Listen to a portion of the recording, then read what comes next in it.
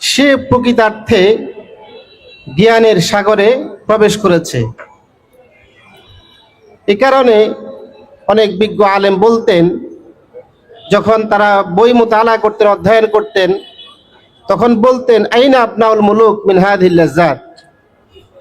কিতাব পড়া, বই পড়া, জ্ঞান আহরণ করা, এই আহরণের যে মজা, যেই স্বাদ, এই স্বাদ থেকে রাজপুত্ররা, রাজকন্যারা কোথায়?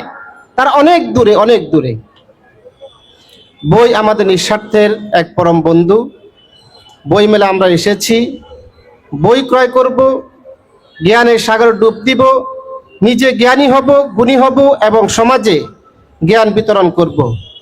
আমাদের পেয়ারা নবী মুহাম্মদ মুস্তাফা সাল্লাল্লাহু আলাইহি ওয়াসাল্লাম প্রথাগত কোনো বই পড়েন নাই, কিন্তু রব্বে করিম রাসূলুল্লাহ সাল্লাল্লাহু আলাইহি ওয়াসাল্লামকে পৃথিবীতে যত জ্ঞান থাকতে পারে সব জ্ঞান অধিকারী করেছেন।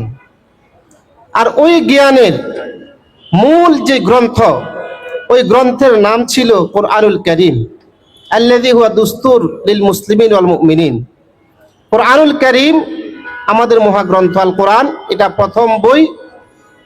এই বই থেকে আমরা পথের দিশা পাই, জ্ঞান আহরণ করি, আমাদের ব্যক্তি পরিচালনা, পরিবার পরিচালনা, সমাজ পরিচালনা, দেশ পরিচালনার সন্ধান পাই। পাশাপাশি ভাষা, আমাদের পেয়ারা নবী মুহাম্মদ মুস্তাফা সাল্লাল্লাহু আলাইহি ওয়াসাল্লাম বলেছেন, আনা আফসাহুল আরব, আমি আরবের সবচেয়ে প্রাঞ্জল ভাষী। অর্থাৎ রাসূলুল্লাহ সাল্লাল্লাহু আলাইহি ওয়াসাল্লামের ভাষা খুবই চমৎকার ছিল, মনোমুগ্ধকর ছিল, চিত্তাকর্ষক ছিল। রাসূলুল্লাহ সাল্লাল্লাহু আলাইহি ওয়াসাল্লাম কথা বলতেন কম, কিন্তু তার মর্মবাণী ছিল অনেক অনেক বেশি, যাকে মাওয়াইজুল কালিম বলা হয়।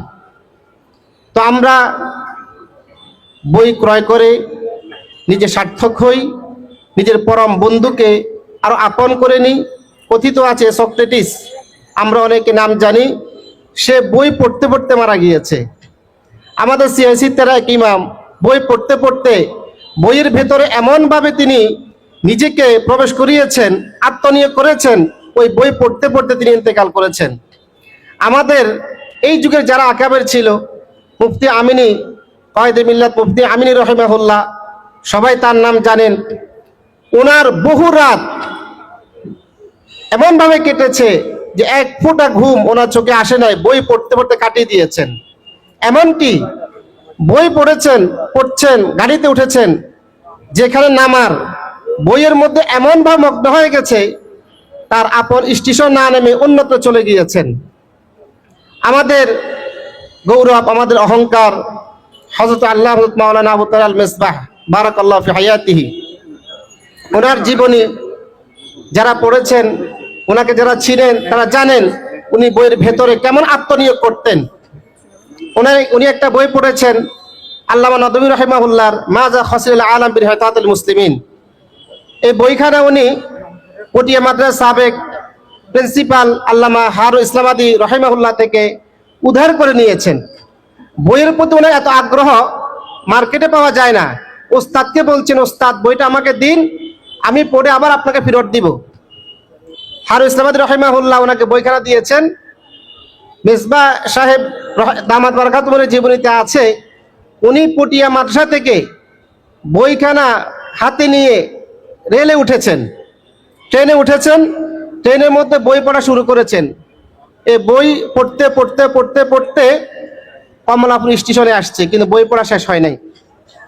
স্টেশনে নেমে গেলে সাধারণত মানুষ নিজে চলে যায়, বাড়িতে চলে যায়, কিন্তু উনি ট্রেন থেকে নেমে কমলাপুর স্টেশন মসজিদে ঢুকে এই মাজা খাসিরুল আলাম বিল হিতাতুল মুসলিমিন এই বইখানাকে একেবারে শেষ পর্যন্ত পড়ে এরপরে বাড়িতে গিয়েছেন। এটা হচ্ছে বই প্রেমী, জ্ঞান প্রেমিক।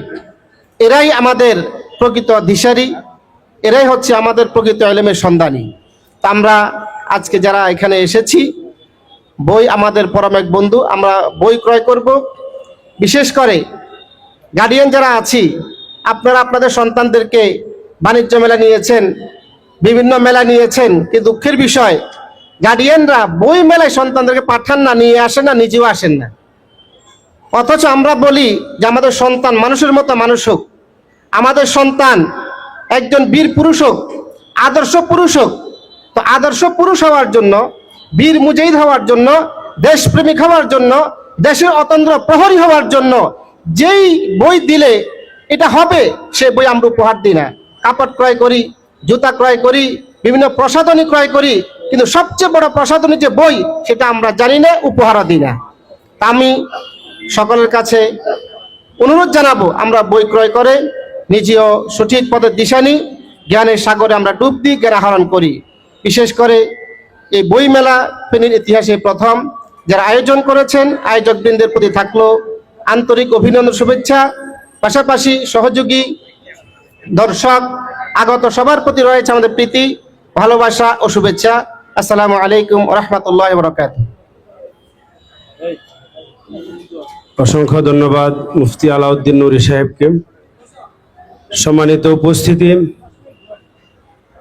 5 দিন ব্যাপী বইমেলা 2025-এর সমাপনী দিবসে আমরা একদম শেষ পর্যায়ে এসেছি।